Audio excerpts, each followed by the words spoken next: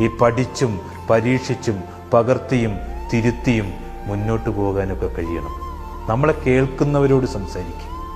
സാന്നിധ്യം കൊണ്ട് സന്തോഷിക്കുന്നവർക്ക് വേണ്ടി സമയം കണ്ടെത്തുക. നമുക്കിടമില്ലാത്തതും നമ്മളെ വേണ്ടാത്തതുമായ മനസ്സുകളെ ഓർത്ത് വിഷമിക്കാനൊന്നും പോകരുത്. അവരൊന്നും നമ്മളെ ഓർക്കുമെന്ന് പോലും ഉറപ്പില്ല.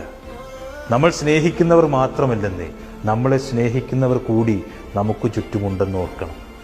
വേദനിപ്പിച്ച മനുഷ്യരിലേക്കൊക്കെ ഒരിക്കലൊന്ന് തിരിച്ചു ചെല്ലണമെന്നേ.